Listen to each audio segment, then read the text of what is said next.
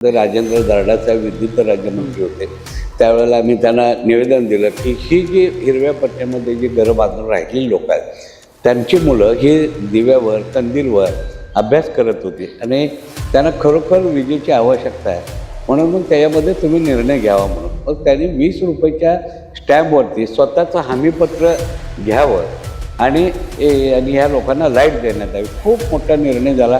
तो सांगलीच्या धर्तीवरती समज महाराष्ट्रभर गुंठेवारी जी वाढली होती त्या लोकांना त्याचा लाभ मिळाला. हा गुंठेवारी शब्द हा महाराष्ट्राच्या शब्दकोशात देणारी पहिले आम्ही माणसं आहोत.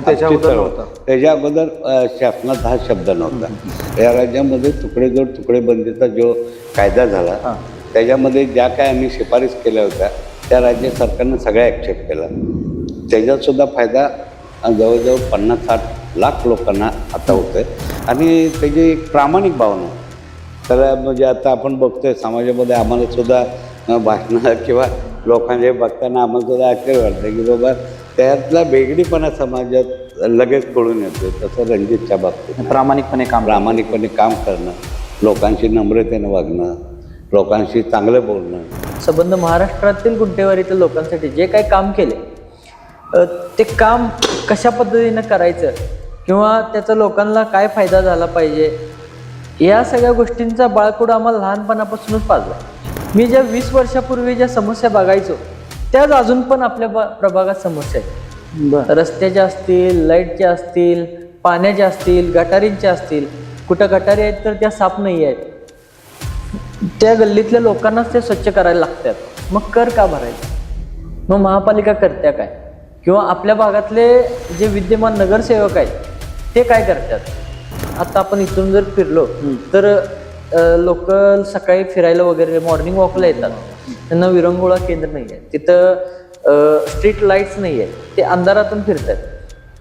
अशा भरपूर समस्या आहेत. 1000 मीटरपासून जर पुढे जायला गेलो तर पुढचे जे 400 मीटर रस्ता आहे तो फक्त 50 फुटाचा राहिला. मग रस्ता गेला कुठं? बिल तर काढताना त्यांनी 70 फुटाचाच काढलं. पुढचा रस्ता गेला कुठं? का चोरीला गेला? मी आणि माझ्या सर्व साथीदारांनी आम्ही काय ठरवलं की जयंत्या करत असताना लोकांच्यात एक मेसेज गेला पाहिजे आणि त्याचा काहीतरी उपयोग लोकांना झाला पाहिजे.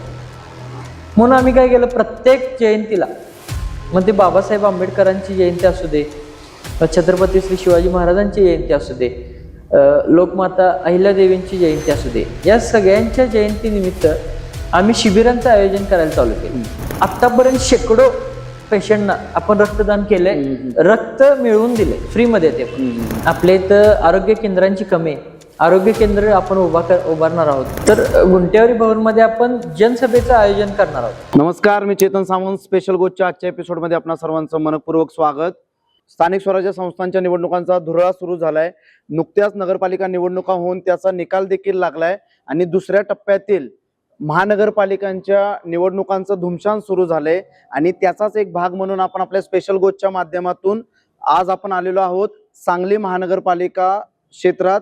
सांगली, मिरज, कुपवाड ही जी महानगरपालिकेची निवडणूक आहे आणि ह्या निवडणुकीच्या अनुषंगाने आपण सांगली महानगरपालिका क्षेत्रातील काही उमेदवारांसोबत आपण हितगुज साधणार आहोत, संवाद साधणार आहोत. त्यांनी केलेली कामं असतील किंवा त्यांच्या भविष्यातील लोकांनी संधी दिल्यानंतरच्या विजन असतील, या सगळ्या गोष्टींचा आपण धांडोळा घेण्याचा प्रयत्न करणार आहोत. आणि त्याचाच एक भाग म्हणून आज आपल्या सोबत हितगुज साधण्यासाठी उपस्थित आहेत प्रभाग क्रमांक 1 मधून निवडणूक लढवत असलेले, खरं तर ऍक्च्युली आपल्या मुलाखतीमध्ये उमेदवार असतात पण आज आपल्या सोबत उमेदवारांसोबत त्यांचे वडील देखील आहेत. मी त्यांची एक छोटीशी ओळख करून देतो. खरं तर त्यांच्या एका नाविन्यपूर्ण चळवळीच्या कामाचा उपयोग संबंध राज्याला झालेला आहे. तर गुंठेवारी चळवळ ही बऱ्याच लोकांना माहिती आहे. तर त्या चळवळीचे प्रणेते म्हणजे चंदनदादा चव्हाण साहेब हे आपल्यासोबत हितगुज साधण्यासाठी उपस्थित आहेत आणि त्यांचे चिरंजीव जे की या निवडणुकीच्या रिंगणात उतरत आहेत जय हिंद सेनेच्या माध्यमातून.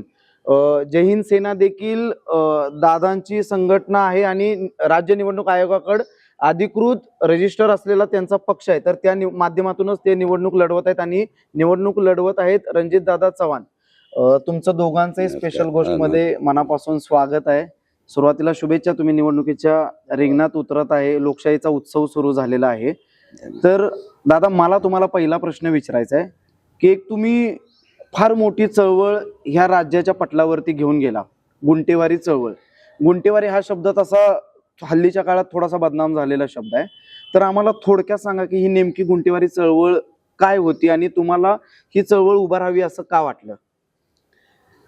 खरं तर या महाराष्ट्रामध्ये आणि सांगलीमध्ये, सांगली मिरज कुपवाड शहरामध्ये गेल्या 5 वर्षामध्ये नागरिकांची लोकसंख्या किती वाढ आणि भविष्यात 5 वर्षात किती होणार आहे, हे जी नगररचना प्राधिकरणानं त्याची तरतूद करणं, हे कायद्यानुसार तशी व्यवस्था करण्याची जबाबदारी महापालिकेवर असते, नगरपालिकेवर असते. पण तसं गेल्या 40 वर्षामध्ये हे झालेलं नाही. आणि म्हणून आजूबाजू दुष्काळी भाग असेल, इतर जिल्ह्यामध्ये रोजगाराच्या निमित्तानं लोंढे सांगली शहराकडं ते आकर्षित व्हायला लागले. आणि मग नगरपालिकेला हिरव्या पट्ट्यामध्ये घरं बांधायला अलाउड नाही, कुठल्या नागरी सुविधा देता येत नाहीत कायद्यानं. आणि मग अशा सगळ्या परिस्थितीमध्ये त्यावेळेला वसंतराव दादा पाटील साहेबांनी 1984ला मुख्यमंत्री असताना अर्बन लँड सेलिंग हा कायदा अस्तित्वात आणला. अर्बन लँड सेलिंग कायद्यानं या कायदा कशासाठी होता, तर गेल्या 40 वर्षामध्ये, जे स्वातंत्र्य होऊन गेल्या 40-50 वर्षामध्ये ही तरतूद राबवली गेली नाही की शहरांचे लोंढे ज्या वेळेला शहराकडे येतात, शहराची निर्मिती होते, त्यावेळेला शासनानं त्यांच्या राहण्याची व्यवस्था ही करण्याची जबाबदारी शासनाची असते. पण ते तसं झालं नाही. आणि म्हणून मग म्हाडा, हडको, शिडको, तळेगाव, दाभाडे ह्या ज्या काही शासकीय योजना आहेत, त्या योजनांच्या मार्फत हे जे लोंढे आलेले लोक आहेत किंवा लोकांचं प्रमाण जास्त वाढायला आलं, त्या लोकांना कंट्रोल करण्यासाठी या गृहनिर्माण सोसायट्या राज्य सरकारनं निर्माण केलेल्या आहेत. आणि मग त्याच्यामध्ये माफक आणि स्वस्त दरात घरं देण्याचा संकल्प हा राज्य सरकारचा आहे. पण ह्या शहरामध्ये गेल्या 40-50 वर्षात न वाढल्यामुळं नागरिकांनी काय केलं की वसंतराव दादांनी हा अर्बन लँड सेलिंग कायदा आणला. त्या कायद्यामध्ये सगळ्यांच्या ह्याच्यावरती सातबाऱ्यावरती लिटिगेशन टाकली, त्यांच्या जमिनी ॲक्वायर झाल्या कागदोपत्री. आणि त्यावेळेला आजूबाजूला सगळ्या मालकांना, शेतमालकांना असं वाटलं की आता माझी जमिनी कवडीमोल दरात जाते, शासन घेते. म्हटल्यानंतर त्यांनी काय केलं की आपल्या पद्धतीनं कच्चे लेआउट बनवले. शासनाच्या कुठल्याही नगर रचना विभागाचा कुठल्याही नियमांचं पालन झालं नाही, सगळ्या नियमांचं उल्लंघन करून. आणि इतक्या झपाट्याने या महापालिका क्षेत्रामध्ये, म्हणजे सांगली, मिरज, कुपवाड शहरामध्ये नगरपालिकेच्या हद्दीमध्ये खूप मोठ्या प्रमाणात अशी घरं निर्माण व्हायला लागली. मात्र त्यांना शासन कुठल्याही वीज देऊ शकत नाही, पाणी देऊ शकत नाही, नागरी सुविधा, रोड, रस्ते देऊ शकत नव्हतं, कारण कायद्यानंच बंधन आहे. बरोबर. बृहन महानगरपालिका ॲक्टमध्ये अशी तरतूद आहे की हिरव्या पट्ट्यामध्ये त्यांनी काहीच करायचं. आणि त्याच्यामुळे प्रचंड अडचणी निर्माण व्हायला लागल्या. आणि मी 1990ला माजी मंत्री शिवाजीराव शेंडगे साहेबांच्याकडे मंत्रालयामध्ये 3-4 वर्ष मी त्यांच्यासोबत काम केलं. आणि मग मला तिथनं आल्यानंतर खासदार प्रकाश बापू पाटील साहेबांनी इथं बोलवून घेतलं 94ला. आणि मी ते म्हणले आता माझ्याबरोबर तुम्ही राहा. मी मान्य केलं. आणि त्यांना मग मी एक कन्सेप्ट सांगितला की ही जी बेकायदेशीररित्या जी लोक राहिलेले आहेत यांच्यासाठी मी एक चळवळ उभा करायचं माझ्या डोक्यात आहे आणि तुम्ही त्याचे अध्यक्ष व्हावं. तेव्हा खासदार प्रकाश बापूने हा कन्सेप्ट पूर्ण समजावून घेतला. आणि मग म्हटले खरोखरच ह्या लोकांना गरज आहे की आज नाही तर आपण लढा तर मोठा उभा करू या लोकांच्या प्रश्नासाठी, तर आपण कुणीतरी भांडलं पाहिजे ह्याच्यामध्ये. तर त्यावेळेला ते ह्या माझ्या चळवळीचे पहिले अध्यक्ष झाले. 12 वर्ष खासदार प्रकाशभाऊ पाटील साहेब अध्यक्ष होते आणि मी सचिव म्हणून काम करत होतो. त्या कालावधीमध्ये आम्ही जवळजवळ मला आठवतं राजेंद्र दर्डा साहेब विद्युत राज्यमंत्री होते. त्यावेळेला आम्ही त्यांना निवेदन दिलं की ही जी हिरव्या पट्ट्यामध्ये जी घरं बांधून राहिलेली लोक आहेत त्यांची मुलं ही दिव्यावर, कंदीलवर अभ्यास करत होती आणि त्यांना खरोखर विजेची आवश्यकता आहे. म्हणून मग त्याच्यामध्ये तुम्ही निर्णय घ्यावा म्हणून मग त्यांनी 20 रुपयाच्या स्टॅम्पवरती स्वतःचं हमीपत्र घ्यावं आणि ह्या लोकांना लाईट देण्यात यावी. खूप मोठा निर्णय झाला. तो सांगलीच्या धर्तीवरती समज महाराष्ट्रभर गुंठेवारी जी वाढली होती त्या लोकांना त्याचा लाभ मिळाला. दुसरी गोष्ट याच्यामध्ये हा एक निर्णय खूप मोठा झाला. त्यानंतर पाण्याच्या बाबतीतला निर्णय नगरपालिकांच्या ह्या लोकांच्यासाठी पिण्याचं पाणी देण्याची जबाबदारी तर कायद्यानं संबंधित प्रशासनाचीच आहे. पण त्याच्या संदर्भामध्ये आम्ही 1997ला हा गुंठीवारी शब्द हा महाराष्ट्राच्या शब्दकोशात देणारी पहिले आम्ही माणसं आहोत. नाही तर त्याच्या आमची अगोदर चळवळ. नव्हता. त्याच्या अगोदर शासनात हा शब्द नव्हता. मनोहर जोशी मुख्यमंत्री असताना त्याच्यावरती बरेचसे निर्णय झाले. खासदार आमदार फंडाचा वापर ह्या गुंठेवारीच्या लोकांच्यासाठी व्हायला पाहिजे अशा पद्धतीने तरतूद झाली. परत नगरपालिका पाणी, लाईट, वीज, बाकीच्या सुविधा देण्याची मुभा या महाराष्ट्रामध्ये मनोहर जोशी सरांनी हे केलेलं आहे. कारण त्यांची मला मुद्दा मांडून सांगावं लागेल की त्यांनी मुख्यमंत्री पदामध्ये असे खूप लोकांच्या हिताचे निर्णय घेतले. मागच्या 30 वर्षापासून तुम्ही हा एवढा मोठा लढा उभारलाय हा. आणि खरं तर ह्या लढ्याचं फलित काय हे सांगा आणि किती लोकांना ह्याचा कशा प्रकारे लाभ झाला? तर त्यानंतर असं झालं की या महाराष्ट्रामध्ये 2020ला 18 ऑक्टोबर 2020ला या राज्य सरकारला आम्ही पहिलं मागणी केलेली होती की या लोकांची घरं नियमित करून द्या. त्यावेळेला 18 ऑक्टोबर 2020ला पहिलं विधेयक चर्चेला आलं या महाराष्ट्रामध्ये. ते विधेयक असं होतं की त्याच्यावरती सरकारने भूमिका घेतलेली होती की 9,000 रुपये प्रति गुंठ्याला प्रशमन शुल्काने विकास करायची आकारणी तुम्ही करून घ्या आणि ह्या लोकांना रेग्युलराईज करून द्या. तर त्यावेळेला 12,000 रुपये प्रति गुंठ्याला त्यांनी केलं होतं.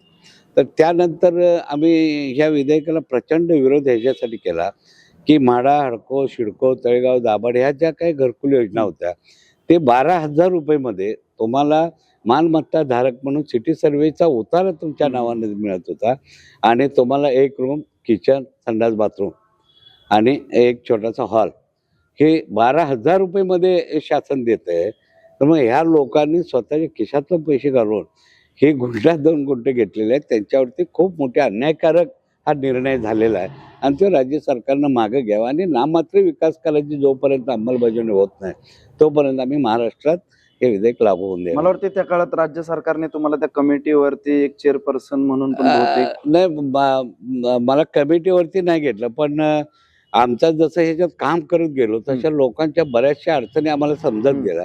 त्याच्यावरती कायदा काय सांगतोय आणि अडचणीची सांगड कशा पद्धतीने गाठली पाहिजे ह्याच्यासाठी आम्ही आमचे मसुदे आम्ही तयार केले आणि त्याच्यावरती खूप राज्य सरकारने या महाराष्ट्रामध्ये माझ्या नावाची परिपत्रकं काढलेली आहेत. अनेक निर्णय झालेले आहेत त्याच्यावरती आणि मग त्याचा उपयोग ह्या लाखो लोकांना महाराष्ट्रात झाला. लक्षात घ्या. काय जर एखादं उदाहरण द्यायचं झालं तर पूर्वी 5 रुपये, 10 रुपये, 20 रुपयाच्या स्टॅम्पवरती गुंठा 2 गुंठे लोक घेत होते आणि 1882चा एक ब्रिटिश काळापासूनचा कायदा आहे की तो पूर्वी 1985ला हा रेडी रेकनर रेट आले म्हणजे दुय्यम निवडणूक कार्यालय महाराष्ट्रात अस्तित्वात आले. त्याच्या अगोदर हे जेवढ्या रकमेची तुम्ही जागा घेणार तेवढ्या रकमेचा स्टॅम्प असायचा. 12 रुपये, 2 रुपये, 5 रुपये असे स्टॅम्प असायचे आणि त्याच्यावरती ते लिहून द्यायचं दिलं घेतलं आणि ते ऍक्शन मग त्याचे फेरफार व्हायचं ते 7/12 पत्रके त्याची नोंद धरली जात होती. तो कायदा अद्यापही बंद झालेला नाही म्हणून त्याच्यासाठी आम्ही खूप मोठं आग्रही भूमिका राज्य सरकारकडे मांडली. त्याच्यावर नंतर मग काय परिपत्रक माझ्या नावाचे निघाले. जिल्हा मुद्रांकडं कलम 33 खाली त्याचा भरणा करून घेऊन अशी लाखो लोकांची नावं ही 7/12वर आली गेलेली. जे तुमच्यामुळे लाखो लोकांची नावं 7/12वरती आली ही गोष्ट तर झाली परंतु अनेक हजारो लोक आजपर्यंत तुम्हाला भेटायला आले असतील. त्यांच्या अडचणी, समस्या डोळ्यातले म्हणजे किती जर हेलपाटे मारले असतील त्यांनी शासकीय कार्यालयात तेव्हा काम झाले नसतील परंतु तुमच्या माध्यमातून कामं झालीच एका परिपत्रकाने असेल किंवा काय ते ज्यावेळेला लोकांच्या चेहऱ्यावरचं समाधान हे तुम्ही 3 दशकं उभारलेल्या लढ्यामुळे पूर्ण होते हे बघून समाधान वाटत असेल. खूप सगळ्यात मोठा आनंद म्हणजे एकच आहे की त्याचबरोबर 1-2च गोष्टी सांगतो तुम्हाला म्हणजे महत्वाच्या. बोला. महाराष्ट्रामध्ये वर्ग 2ची जी जमिनीमध्ये जी गुंठेवारी म्हणजे भोगवटादार निर्माण वर्ग झाले दोन. हा. भोगवटादार वर्ग 2 मध्ये आणि त्याचा वर्ग 1 म्हणजे करण्यासाठी वतनी जमीन जी हा असते. हा. वत्ते जमिनी जरी ग्रँड वगैरे हम्म, अशा जमिनीचा नजराना 50+25% राज्य सरकार आकारत होतं. बरोबर. म्हणजे 1,00,000 रुपये जर रेडी रेकनर दर असेल तर 75,000 रुपये तुम्हाला सरकारला भरावे लागत होते. आणि इथं गुंठेवारीतला राहणारा सर्वसामान्य कष्टकरी हमाल हातगाडी वगैरे असे चालवणं सर्वसामान्य बरोबर. माणसाला ते शक्यच नाही. त्यांनी ती जागाच विकायची आणि मग ते सरकारला पैसे भरावे अशी परिस्थिती होती. सन्माननीय उद्धवजी ठाकरे साहेब यांचे मी जवळजवळ एक 7-8 महिने मी त्यांच्याशी पाठपुरावा करत होतो मुख्यमंत्री असताना. त्यांना आश्चर्य वाटलं. 2012 साली एक राज्य सरकारने एक निर्णय घेतला वर्ग 2च्या जमिनीसाठी 25% नजराण भरून घ्यावं म्हणून. तर त्याचा धागा धरून आम्ही उद्धवजी साहेबांनी ही सगळी परिस्थिती सांगितली. महाराष्ट्र ही कशी गोरगरीब लोक आहेत आणि यांना का त्याची गरज आहे. हे उद्धवजींच्या लक्षात आल्यानंतर उद्धवजी ठाकरे साहेबांनी निर्णय घेतला आणि ते विधेयक चर्चेला आणलं 2021ला. आणि मग नाममात्र म्हणजे 25% चालू बाजारभावाच्या ह्या लोकांच्याकडनं ज्याला नगरपालिकेचं प्रमाणपत्र आहे आणि नकाशा अशा लोकांना 25% चा शासन आदेश पारित केला. त्याच्यामुळं ह्या महाराष्ट्रातल्या लाखो लोकांना त्याचा फायदा झाला. म्हणजे फायद्याचंच काम आम्ही लोकांच्या हिताचं केलं, ते बी सर्वसामान्य लोकांच्या. त्यानंतर दुसरा एक गोष्ट सांगतो. 2023ला आमच्या लक्षात बाब असे आले की 1985चा जो तुकडे अर्बन लँड शेअरिंगचा जो कायदा होता ते 2007ला राज्य सरकारनं तो रद्द केला. त्याचा धागा धरून आम्ही 2023ला 19 जून 2023ला पहिली मागणी महाराष्ट्रामध्ये आपण केली की तुकडेजोड तुकडेबंदी कायदा हा महाराष्ट्रातल्या लाखो लोकांनी त्याचा भंग केलेला आहे. म्हणून काय तुम्ही सर्वसामान्य लोकांना तुम्ही त्याच्याकडनं वसूल करणार का. सरकारनं आर्थिक तरतुदीसाठी इतर मार्ग अवलंबित आणि ह्या सर्वसामान्य लोकांना न्याय द्यावा आणि हा तुकडेजोड बंदी कायदा पूर्णपणे बंद करावा शहरी भागामध्ये. आणि 1974चा हा जो कायदा आहे तो कायदा मुळात शहरांसाठी लागू आहे, पण शहराच्या ज्या हद्दीच्या बाहेर जे काय लगतचे ज्या हे आहेत किंवा जे तुम्हाला प्रमाण ठरवून दिलं गावठा नदीपासून 200 मीटरच्या बाहेर, तर तिथं ज्या लोकांनी घरं बांधलं अशा लोकांना ते लागू होतं. ते सुद्धा राज्य सरकारनं. तुम्ही गुंठेवारी चळवळीच्या माध्यमातून लाखो लोकांच्या आयुष्यात प्रत्यक्षपणे म्हणजे त्यांच्या आयुष्यात बदल घडवण्याचं काम केलं, परंतु नंतर तुम्ही जय हिंद सेना पक्षाची स्थापना केली. ती स्थापना करावी का वाटली हा पहिला प्रश्न. आणि दुसरा प्रश्न असा त्याला जोडूनच की तुम्ही आता पण निवडणुकीच्या रिंगणात तुमचे जे चिरंजीव आहेत, मगाशी ऑफ कॅमेरा बोलताना कळलं की मागच्या 5-7 वर्षापासून ते देखील या प्रभागात किंवा या ठिकाणी काम करतायत. तर ह्यात उतरवावं असं का वाटलं तुम्हाला. पहिला माझा एक थोडक्यातला मुद्दा सांगतो. या राज्यामध्ये तुकडेजोड तुकडेबंदीचा जो कायदा झाला त्याच्यामध्ये ज्या काय आम्ही शिफारस केल्या होत्या त्या राज्य सरकारनं सगळ्या ॲक्सेप्ट केला. त्याचा सुद्धा फायदा जवळजवळ 50-60 लाख लोकांना आता होतोय. आणि ही सगळे ह्या कामाचे जे सगळे हे काम करत असताना ह्या सगळ्या कामाची माहिती आणि मी आमच्या मुलांच्याकडूनच शक्यतो रणजित चव्हाण यांच्याकडूनच मी ते काही कामं हे करून घेत होतो. त्यामुळे त्यांना तो एक अनुभव मोठा झाला. दुसरी गोष्ट, या महाराष्ट्रामध्ये जर नुसत्या संघटना आणि नुसत्या चळवळी करून सुद्धा काय उपयोग नाही. आपली माणसं ही संविधानिक पदावरती गेली पाहिजेत. या उद्देशानं आम्ही जय हिंद सेना हा राजकीय पक्ष संबंध महाराष्ट्रामध्ये अस्तित्वात आणला. त्याला राज्य सरकारनं राज्य निवडणूक आयोगानं त्याला अधिकृत राजकीय पक्ष म्हणून मान्यता दिली. आणि मग त्याचं आम्ही युवा प्रमुख म्हणून आता 5-7 वर्ष त्याच्या कामाची पद्धत, चिकाटी, युवकांचं खूप मोठं संघटन आणि प्रत्येकाच्या याला धावून जाणं. आता परवाचा एक जर किस्सा, त्यानं ह्याच्यामध्ये कॉलेजच्या नवनवीन मुली वगैरे हे जे कॅफेचे प्रकरण झाले, मध्यंतरी 2-3 मुलींच्यावरती बलात्कार झाले, अन्याय व्हायला लागले, ह्याच्यासाठी ह्यांनी एका लाईनने ते सगळे पोलीस स्टेशन, विश्रामबाग पोलीस स्टेशनच्या शेजारची सगळे फोडून काढले. आणि महाराष्ट्रभर त्यांचा संदेश गेला रणजित चव्हाणचा की असे प्रकार हे पुन्हा होता कामा नयेत. ह्याची संबंधित जिल्हाधिकाऱ्यांनी दखल घेऊन महाराष्ट्रभर ते प्रकार बंद केले. आणि दुसरी गोष्ट रक्तदान आता ते सांगेलच, पण त्याचं कार्य आम्ही बघून प्रत्येकाच्या लोकांच्या हिताचेच काम आम्ही एक वेगळ्या पद्धतीने करत गेलो. पण आता हे जर आरोग्याच्या बाबतीत रक्तदानाच्या माध्यमातून अनेक जयंत्या सगळ्या जाती धर्मांच्या महापुरुषांच्या जयंत्या त्यांनी साजरे केल्या. सगळ्या जाती धर्मांना एकत्रित करण्याचं काम केलं. युवकांचं संघटन खूप मोठं केलं आणि म्हणून आम्ही ठरवलं की ह्या येत्या सांगली मिरज कुपवाड महानगरपालिकेच्या येत्या पंचवार्षिक निवडणुकीमध्ये मीच असं नाही, मी जरी पक्ष प्रमुख जरी असलो आणि तो माझा जरी मुलगा असला तरी या आमच्या जैन सेनेच्या कमिटीवरती डॉक्टर मन्नान शेख साहेब आहेत, वीर सिद्धनाकांचे भीमा कोरेगावच्या वीर सिद्धनाकांचे वंशज सन्माननीय मिलिंद इनामदार सरकार आहेत. या सगळ्यांनीच रणजितच्या बाबतीत शिफारस केल्यामुळं आम्ही त्याला पक्षाचा त्याला जोडून मला एक शेवटचा हा प्रश्न विचारायचा आहे की तुमची चळवळ ही संबंध राज्यभर पोहोचली, परंतु ते करत असताना तुम्ही ह्या प्रभागात किंवा ह्या महानगरपालिका क्षेत्रात देखील लोकांच्या समस्या सोडवण्यासाठी मागच्या अनेक वर्षांपासून काम करत असणारच आहात. तर तुम्हाला वाटतंय की तुमचे सुपुत्र लोकांच्या इथल्या ज्या प्रभाग क्रमांक 1चे जे हे आहेत, म्हणजे हा तसं बघायला गेलं तर कुपवाड भागातला प्रभाग येतो, तर इथे बराच विकासाचा बॅकलॉग देखील आहे, तर तुमचे सुपुत्र ते पूर्ण करतील किंवा पूर्णत्वास नेतील असं वाटते का तुम्हाला? 100% वाटतं. त्याचं कारण असं आहे की आताच्या राजकारणामध्ये वेगळीपणा खूप मोठ्या प्रमाणात आलेला आहे. मी जवळजवळ 3-4 टर्म ऐकतोय तेच प्रश्न तेच विषय, पण अद्यापर्यंत कुठल्याही ज्या यापूर्वी निवडून गेलेल्या नगरसेवकांनी जे लोकांच्या समोर आश्वासनं दिली आजही ती तशीच पेंडिंग आहेत.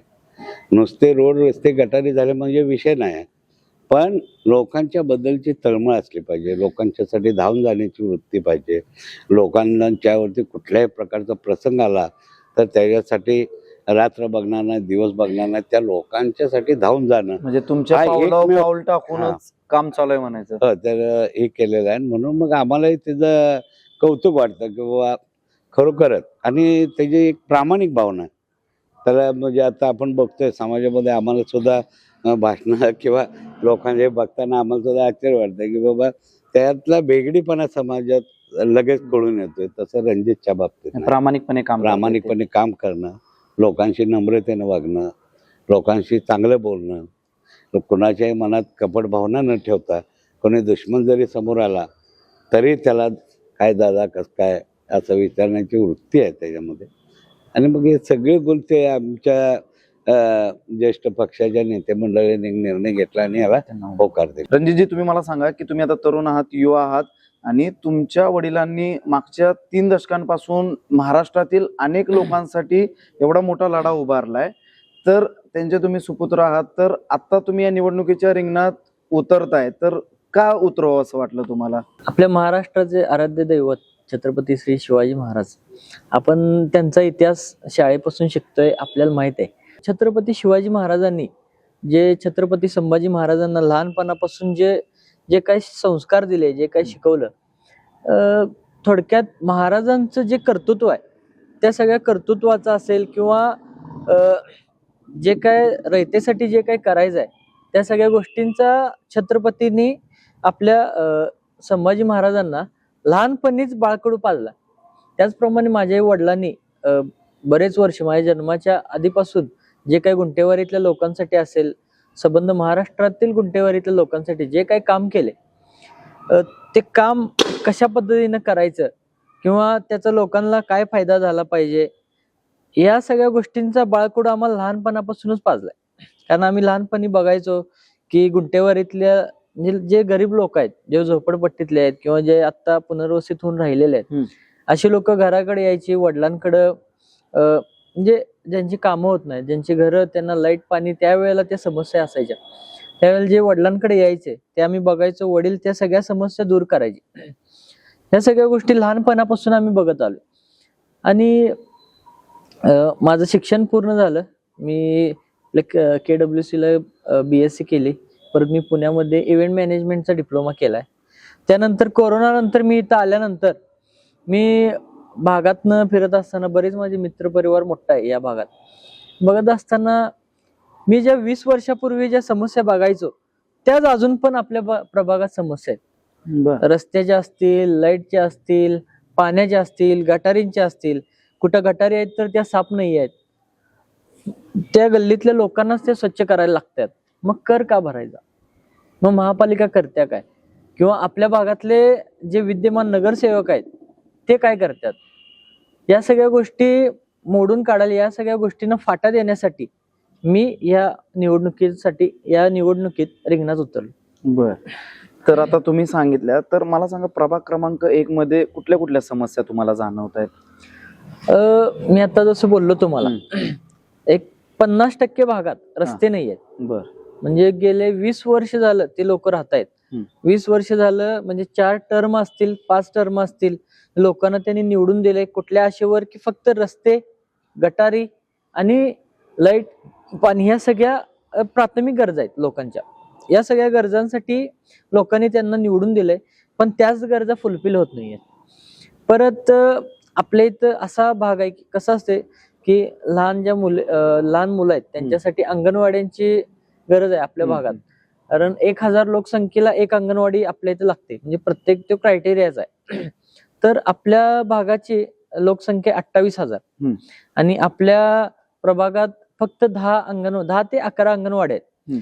म्हणजे कमीत कमी 18 अंगणवाड्या आपल्याला कमी आहेत. आणि काय व्हायला की ज्या गरोदर महिला आहेत, जे लहान मुलं आहेत, त्यांना लहान मुलांना अंगणवाड्यात बसण्याची मुभा तर ते देतात, पण त्यांना जे मिळणार पोषण आहार आहे ते त्यांना देत नाहीत. ज्या गरोदर महिला त्यांना जो पोषण आहार मिळतोय ते देत नाहीत. परत जे डिलिव्हरी नंतर जे काय मानधन किंवा जे काय पैसे जे मिळतात महिलांना ते पण मिळत नाहीत. म्हणजे ज्या सुविधा शासनानं ज्या गरोदर महिलांसाठी, लहान मुलांसाठी ज्या केल्या, ज्या अंगणवाडी मार्फत ज्या पोहोचवतात त्याच पोहोचत नाहीयेत, कारण अंगणवाड्यांची कमी आहे आपल्या भागात. या गोष्टी आहेत. किंवा असे प्रत्येक आता आपण इथून जर फिरलो तर लोक सकाळी फिरायला वगैरे मॉर्निंग वॉकला येतात, त्यांना विरंगुळा केंद्र नाहीये तिथं, स्ट्रीट लाईट्स नाहीयेत, ते अंधारातून फिरतायत. अशा भरपूर समस्या आहेत आपल्या प्रभागात. जर आपण फिरायला गेलो तर भ्रष्टाचार एवढा आहे की आता रामकृष्ण नगर 100 फुटी म्हणजे आपल्या इथून 1400 मीटरचा 100 फुटी रस्ता आहे.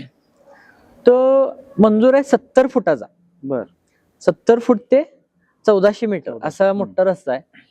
तर आपण रस्ता जर चालू केला आपण चालत जायला तर 1000 मीटर पासून जर पुढे जायला गेलो तर पुढचे जे 400 मीटर रस्ता आहे तो फक्त 50 फुटाचा राहिला. मग रस्ता गेला कुठं? बिल तर काढताना त्यांनी 70 फुटाचाच काढले. पुढचा रस्ता गेला कुठं? का चोरीला गेला? कोण जबाबदार आहे या गोष्टींना? महापालिका, विद्यमान नगरसेवक असतील, हे सगळे जबाबदार आहेत. आणि आपल्या 100 फुटीला त्यांनी 35 चेंबर दाखवलेत. तर मी तर फिरताना मला दिसले नाहीत. मग चेंबर चोरीला गेल्यात का काय माहित नाही. त्या रस्त्याचे 9.5 करोड रुपये त्यांनी घेतलेत महापालिकेकडून. मग अशा भरपूर समस्या आहेत. आपण बघितलं आता ड्रेनेजचं काम चालू आहे, रस्ते पूर्ण उकरून ठेवल्यात. लोकांना वर्ष 2-2 वर्ष झालं लोकांना चालत जायला पण अवघड झालं. पावसाळ्यात तर अशी अवस्था होती की लोक मागं गाडी लाव, दुसऱ्याच्या गल्लीत गाडी लावून चालत द्या, अशा गोष्टी भरपूर वाढत चालल्यात आपल्या इथं. परत गटारी आहेत, त्या गटारी स्वच्छ करायला महापालिकेचे लोक येत नाही. आपल्या भागात बघायला गेलं तर आरोग्य केंद्र नाही आहेत. लोकांना दवाखान्यासाठी लांब जावं लागते. जे गरीब लोक आहेत त्यांना सिव्हिलला जावं लागते किंवा पूर्ण ह्याच्यात एक रेअर कंडिशन मध्ये थोडेफार दवाखाने आहेत. तुम्ही आता एवढ्या समस्या सांगितल्या, तुम्हाला असं म्हणायचं आहे की विद्यमान नगरसेवक जे आहेत ते सपशेल अपयशी ठरलेत ह्या सगळ्या बाबतीत? काय गोष्ट आहेत की बहुतांश जे नगरसेवक आहेत आपल्या भागातले किंवा बड्या नेत्यांचे जे इथले कार्यकर्ते आहेत, जे इच्छुक आहेत, ज्यांना व्हायचंय नगरसेवक व्हायचंय, जे नेत्यांचा जे फंड येतोय त्याच्यावर जे इथं काम करण्याचा प्रयत्न करतात, ते कसं आहे की समाजसेवक कमी आणि ते कॉन्ट्रॅक्टर जास्त आहेत.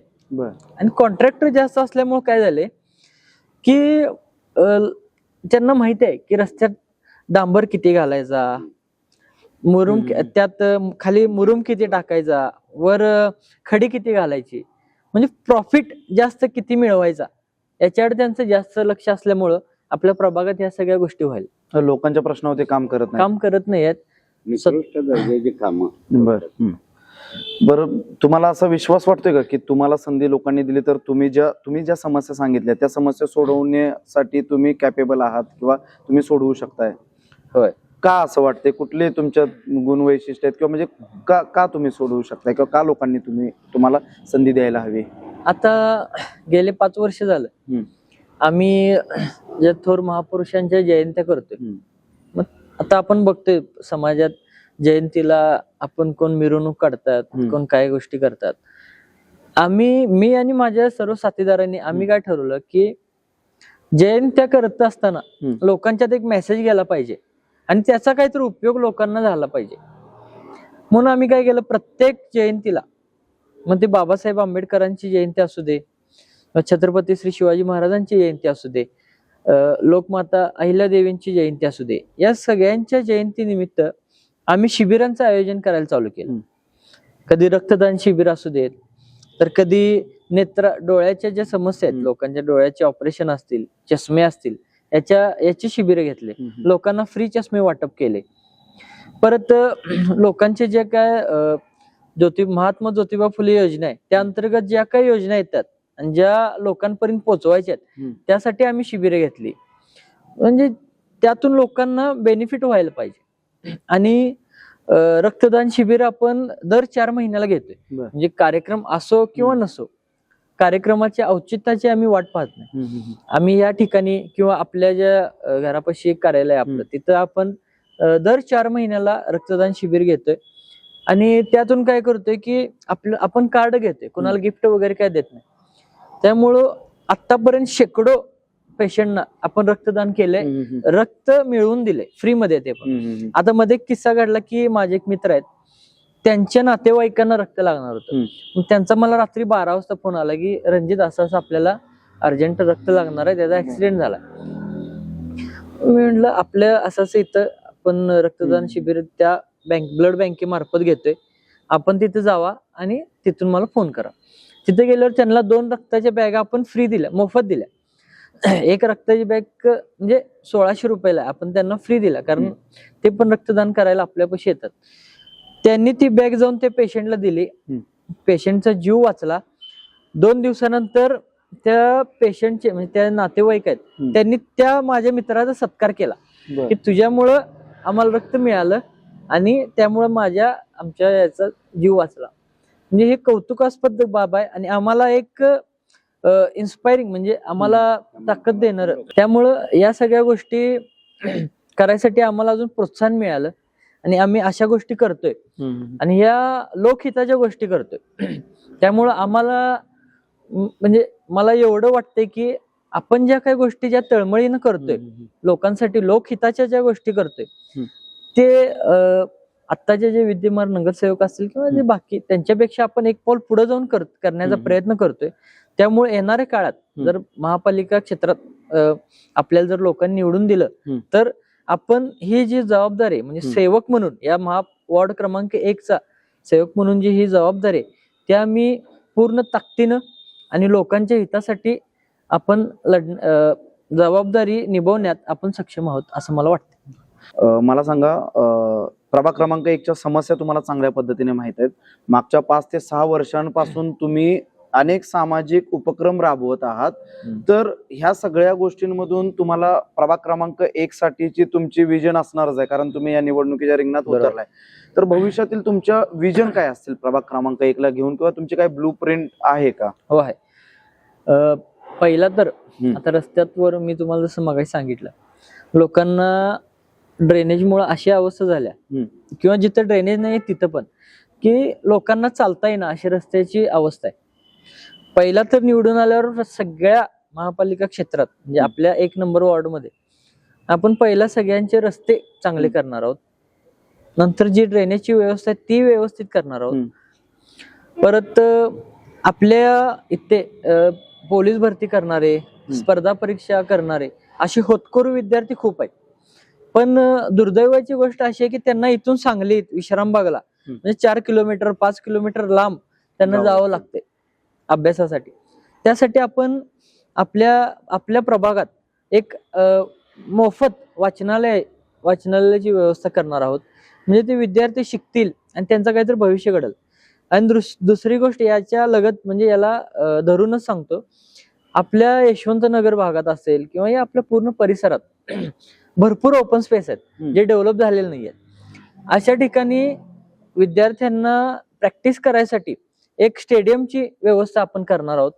त्यामुळे काय होईल की आपल्या भागातले जे विद्यार्थी आहेत त्यांना एक कुठतर पाठबळ दिल्यासारखं होईल.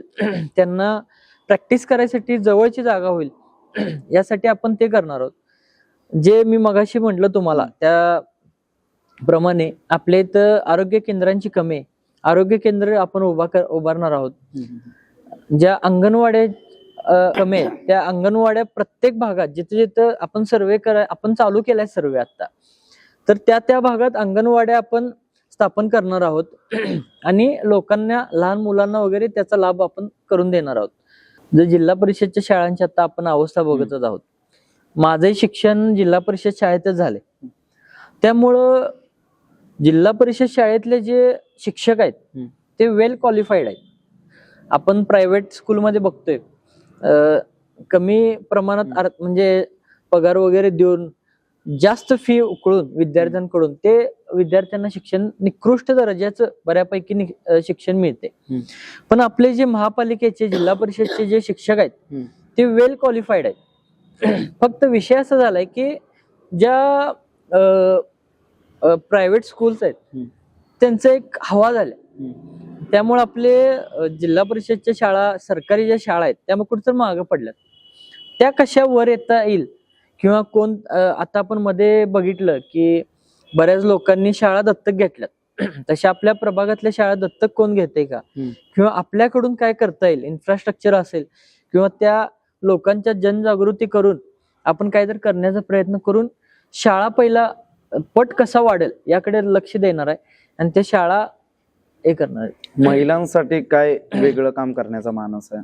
आपला प्रभाग क्रमांक 1 70% भाग किंवा 60% भाग गुंठेवारी, म्हणजे ज्या महिला कामाला वगैरे कष्ट करून जगणाऱ्या महिला आहेत आपले, त्या महिलांसाठी आपण गृहउद्योग कसे त्यांना मिळतील याकडे पहिलं लक्ष देणार आहे आणि त्यांना मिळवून देणार आहे. दुसरी गोष्ट, आपल्या भागात ज्या विधवा महिला असतील किंवा श्रावणबाळ योजना ज्या आहेत, ज्यांना मुलं बाळ नाही आहेत, अशा ज्या योजना आहेत त्या ज्या महिलांचा त्यांना लाभ होईल अशा लोकांना आपण त्या लाभ मिळवून देणार आहे. शासकीय ज्या काय योजना आहेत महिलांसाठी त्या महिलांपर्यंत पोहोचवण्याचं काम आपण करणार आहे. आपण प्रत्येक वर्षी ज्या महापुरुषांच्या जयंत्या घेतो त्यामध्ये आपण शिबिरे तर घेतोयच, पण ज्या महिला आहेत, गोरगरीब महिला आहेत किंवा आपल्या इथं प्रत्येक वर्गातल्या महिला इथं राहतात, तर त्या महिलांना मनोरंजनासाठी किंवा त्या महिला कुठेतरी बाहेर याव्यात, त्यांच्या कलागुण कुठेतरी त्या सादर कराव्यात, यासाठी आपण प्रत्येक जयंती वेळेला तर महिलांच्या स्पर्धा आपण इथं आयोजित करत असतो. त्यावेळेला हजारो महिला आपल्या या स्पर्धेमध्ये सहभागी होत असतात. त्यांचे कलागुण यामध्ये ते दाखवत असतात. तर त्या माध्यमातून आपण महिलांशी खूप मोठ्या प्रमाणात कनेक्टेड आहोत. आणि श्रावण महिना म्हणजे आपल्या हिंदू धर्मात असेल किंवा आपल्या पूर्ण ह्याच्यात संस्कृतीत पवित्र महिना मानला जातो. त्यावेळेला महिला म्हणजे महादेवाची आराधना करतात. सर्वजण आपण महादेवाची आराधना करतो. तर अशी एक प्रथा आहे आपल्या ह्याच्यात भारतात की श्रावण महिन्याच्या सोमवारी आपण कावडमधून पाणी घेऊन आपण महादेवाला, आपण जर चालत जाऊन जर महादेवाला अभिषेक घातला तर महादेव आपल्याला प्रसन्न होतात. ही आपल्या इथं संस्कृती एक प्रथा आहे, मान्यता आहे. आम्ही काय करतो, गेले 4 वर्ष झालं आम्ही आपल्या सर्व प्रभागातून हजारो महिला इथून दंडोबाला नेतो. इथून कवटेमंकाळमध्ये जे दंडोबा आहे तिथं तिथं नेतो. तिथून कावड मधून वर जातो. तिथून महादेवाचा अभिषेक करतो, आरती करतो. सर्व महिला यामध्ये मोठ्या संख्येने सहभागी होत असतात. यामध्ये मोठ्या प्रमाणात महिला भगिनी सहभागी असतात. त्या महादेवाचा आशीर्वाद घेतात व आपल्या सर्व जे आपले सहकारी आहेत या सर्वांना महिला भगिनींचा मोठ्या प्रमाणात आशीर्वाद या माध्यमातून आम्हाला लाभतो. आता आपण ज्या ठिकाणी मुलाखत घेतोय ते आहे तुमचं गुंटेवारी भवन.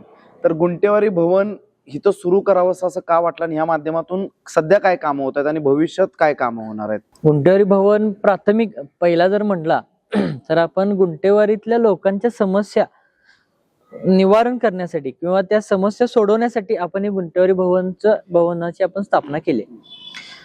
प्रामुख्याने इथं काय होणार आहे की आपण एक खिडकी योजना चालू करणार आहे. म्हणजे लोकांचे काय दाखले असतील किंवा काय अशा ज्या गोष्टी आहेत त्या आपण इथं तुम्ही आणून दिला तर इथनं आपण त्या सगळ्या कागदांची पूर्तता करून ते तुम्हाला फ्रीमध्ये देण्याची आपण व्यवस्था करणार आहोत.